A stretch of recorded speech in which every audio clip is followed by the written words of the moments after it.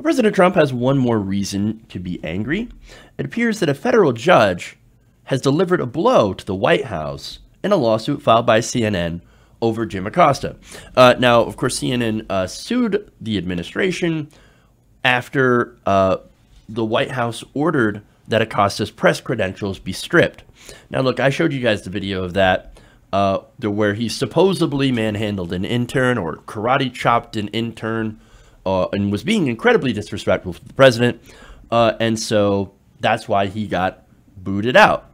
Now, obviously, that was deeply unconstitutional, and this judge agrees. Now, this is Judge Timothy Kelly. Now, he found on Friday morning that the U.S. government must give Acosta due process before revoking his press pass, which he ordered must be reinstated. Now, the judge said that the White House written argument for banning the reporter were, quote, hardly sufficient to satisfy Acosta's Fifth Amendment right to due process. So, he's got due process. It turns out you just can't strip press credentials from people who happen to give the president a hard time. I know, crazy, right? It turns out we actually do have a system of law and order in this country. Amazing. Now, in his decision, Kelly ruled that Acosta's First Amendment rights as well overruled the White House's right to have orderly news conferences. And so, of course, that's what the president was claiming. That's what Sarah Huckabee Sanders came out there and claimed. Oh, hey, look, we need orderly press conferences. And Jim Acosta, he's so rude, and he's always asking questions out of turn. He's just so annoying. I got to get rid of him.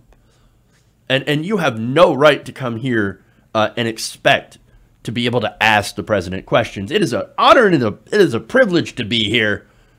And so you will follow my rules.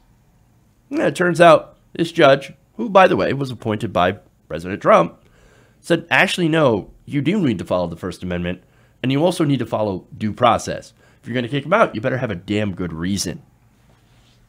Now, Kelly also did say, though, he did agree with the government's argument that there was no First Amendment right to come onto the White House grounds. But once the White House opened up the grounds to reporters, the First Amendment then applies. So basically, if you're going to open it up, and if you're going to bring in reporters, well, then you can't just pick people out, certain people that you don't like, and boot them and take away their press credentials. You can't do that without some sort of due process. Now, that's actually really interesting, the impacts of that and what that's going to mean for precedent. Now, he also agreed with CNN's argument that the White House did not provide due process, as I said. And here's his quote on that. He said the White House's decision-making was so shrouded in mystery that the government could not tell me who even made that decision. I think we have an idea who made that decision. So, look,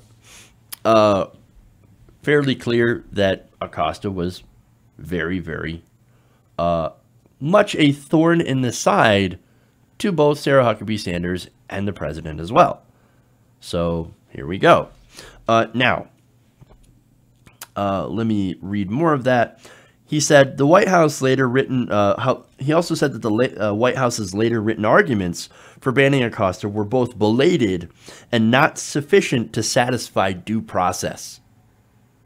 And not only that, but those reasons, there were several different reasons that they just kept coming up with.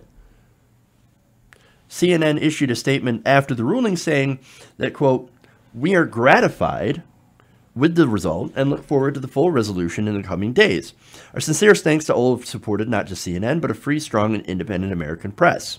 And Acosta himself said, "I just want to thank all my colleagues in the press who supported me this week. I want to thank the judge for this ruling, and let's go back to work." Now, he also noted that Huckabee Sanders, as I mentioned before, had two different justifications. Now, here's the thing. They were doing that because they were just throwing shit at the wall and trying to find something to stick. Oh, he was mean to that reporter, or that that staffer. So he did the violence against the staffer. That's what Sarah Huckabee Sanders tweeted out, and he was also being disrespectful. Oh, CNN doesn't have to talk to the president. Or, I'm sorry, the president shouldn't have to talk to CNN. Okay, but that's not the issue here. The issue is whether CNN could be in the room. He could just decline to answer the questions. That's something that they're allowed to do. But you can't just bar them from that area for literally no reason, and that's what happened in this case. So now, of course, another thing that went against that went against the White House, not only this judge, but you also had all the media, and I mean all the media, with the exception of One America News, who, by the way, saw a lot of people who were formerly Fox News viewers going over to watch. And of course, One America News always backs the president. If he's a Republican, always backs Donald Trump. But here you had Fox News joining in that, as well as other, as I said, other outlets. And look, Fox News, and I explained it earlier, Fox News is looking out for itself. You don't want this to happen during a Democratic administration. I wouldn't want to see Fox News banned from the White House. No, look, I don't agree with Fox News, but I also don't think that you should ban them for no reason, just like they tried to ban Jim Acosta. And on Acosta, of course, look, I think this was a clear attempt by the Trump administration to get rid of somebody who occasionally asks tough questions and who ended up being a big thorn in their side. And it is interesting and fun to see that it turned out failing spectacularly. Hey guys, hopefully you enjoyed that free video. Now I'm going to have to ask you a favor. Between the demonetization and the YouTube algorithm messing around with view counts, etc., we're having a hard time adjusting to the new YouTube reality, which is where you guys come in. See, we have a Patreon, patreon.com/TYTNation, set up to help us rely on you guys, the viewers, instead of big corporate ads.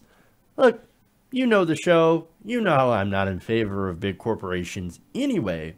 So help us transition away from relying on the ad model to pay the bills and sign up to be a patron, patreon.com/TYTNation. That goes a long way to help us keep the lights on.